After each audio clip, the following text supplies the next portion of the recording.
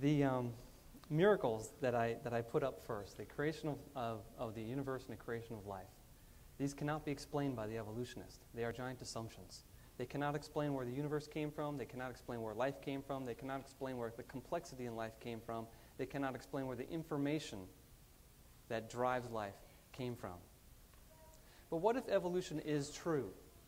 Here's a quote from the famous evolutionist Richard Dawkins. He says, "Humans have always wondered about the meaning of life, but life has no higher purpose than to perpetuate the survival of DNA. Or in other words, the only reason we're here is to have babies. If we don't have babies, we're an evolutionary dead end, and we're no good.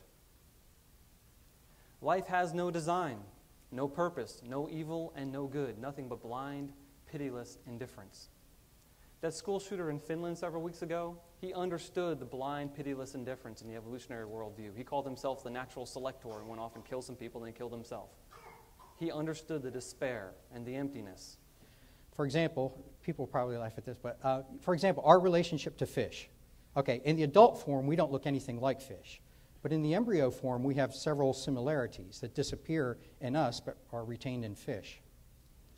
Okay, now I could go to any elementary school and ask people, name these animals. Well, which one is a human? They'd be able to pick that out, no problem. But now, can you name the animals? I'll give you a hint. One of those is a human. Can anyone tell me which one? The what?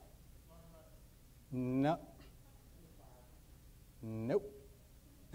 See the point? When they're adults, it's easy to pick out the distinguish animals, but as embryos, it's not. They all have these pharyngeal pouches on the side, somites, postanal tails. They all look very similar. And notice that I use pictures, not drawings, because there's a lot of people there. I won't get into that right now. I have to go on. Okay, so anyway, here are the answers. A chick, then a dolphin. Notice that the dolphin has hind limb buds. Dolphins, as embryos, begin forming hind limbs because their ancestors were terrestrial tetrapods, four-legged land animals. So dolphins have hind limbs, and then you can see the rest of it. The human is the bottom left.